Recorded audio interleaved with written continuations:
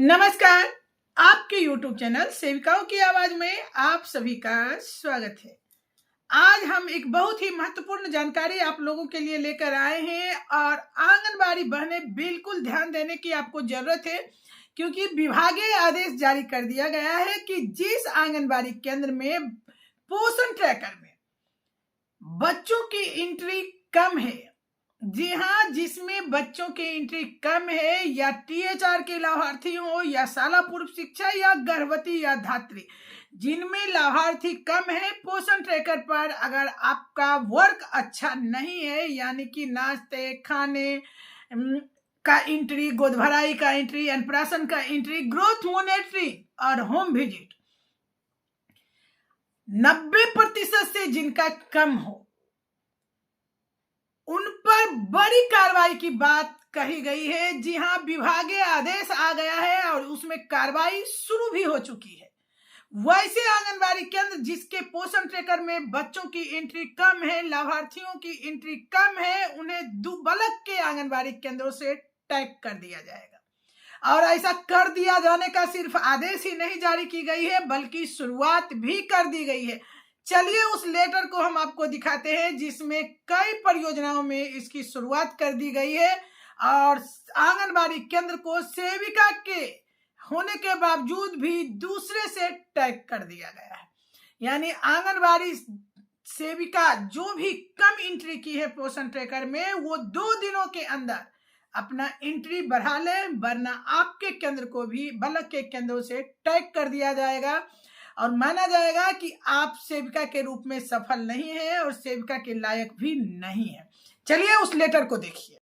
तो ध्यान से देखिए आप लोग इस लेटर को, कि इसके आलोक में कार्रवाई भी शुरू कर दी गई है। जो आदेश आया है विभाग से, देख सकते हैं 12/2/26 का ये लेटर है। बाल विकास परियोजना पदाधिकारी कहलगांव भागलपुर के बाल विकास परियोजना यानी कि CDPO मैम के द्वारा आंगनबाड़ी सेविका, देख सकते हैं, ध्यान से देखिएगा कि केंद्र संख्या 97, यहाँ ध्यान से देखिएगा, अनियमितता के कारण टैग करने के संबंध में उपर्युक्त विषय के में संबंधित को सूचित करना है कि पोषण ट्रैकर एप्लीकेशन में गर्भवती 1, धात्री 2 और कुपोषित बच्चे मात्र 14 हैं।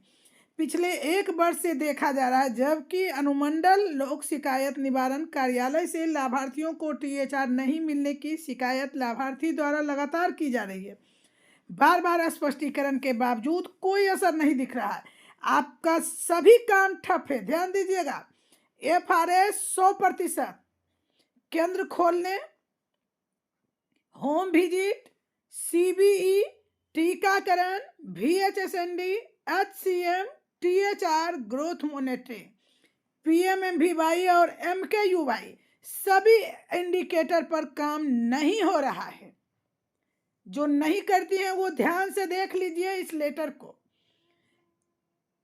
आपके केंद्र को केंद्र संख्या 99 ममता कुमारी से टैग किया जा रहा है, क्योंकि आपके विरुद्ध काम नहीं करने के कारण विभागीय कार्य में लापरवाही का आरोप में जिला प्रोग्राम पदाधिकारी को चयन मुक्ति की अनुशंसा की जाए। 24 घंटे के अंदर जवाब मांगा गया है, जबकि केंद्र को दूसरे केंद्र से टैग कर दिया गया है। तो जो भी केंद्र में गर्भवती और धात्री के साथ साथ बच्चे का बहुत कम संख्या है, 40 से जिनका कम है, 3 से 6 माह से 3 वर्ष के बच्चे में गर्भवती धात्री की संख्या 16 से कम है, और जिनका VHSND, HCM, ग्रोथ मॉनिटरिंग ये सब सही से नहीं हो रहा है 100%, उनका केंद्र को दूसरे से टैग किया जाएगा और फिर सोच सकती है कि आपके लिए चयन मुक्ति का तलवार लटका दिया गया है। कि जब और बात सिर्फ इनकी ही नहीं रह गई है, आगे हम और आपको दिखाते हैं। देख सकते हैं इसी डेट में केंद्र संख्या 290 पर भी कार्रवाई हुई है, और ध्यान से देखिएगा आप लोग, यहाँ भी जो है कम संख्या है और 100% जो है पोषण ट्रैकर इंडिकेटर पे काम नहीं हो रहा है। इनको भी दूसरे से देखिए टैग किया जा रहा है और उनकी भी चयन मुक्ति की अनुशंसा कर दी गई है। तो इस तरह से लगातार लेटर देख सकते हैं आप निकला है, और भी जिले परियोजना में निकलेगा, क्योंकि ये ऊपर से दबाव है और लिस्ट भी मांगी गई है ऐसे केंद्र का जिनमें कि कार्य कम हो रहा है। चलिए हम उस लेटर को भी दिखा देते हैं आप लोगों को। तो आप देख सकते हैं इस लेटर को, ये लेटर 9/1/26 को जारी किया गया है, जिसमें आईसीडीएस निदेशालय के द्वारा, ध्यान से देखिएगा, यहाँ भी आपको दिखा देते हैं। इस लेटर में भी लिखा हुआ है कि आंगनबाड़ी में केंद्रों में अक्रियाशील एवं कम लाभार्थी वाले केंद्रों की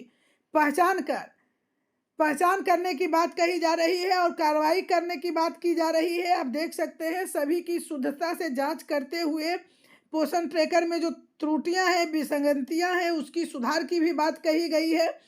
तो आप को बिल्कुल सतर्क हो जाना है। और इस कार्रवाई के बारे में आप लोग का क्या विचार है, कमेंट बॉक्स में लिखिएगा।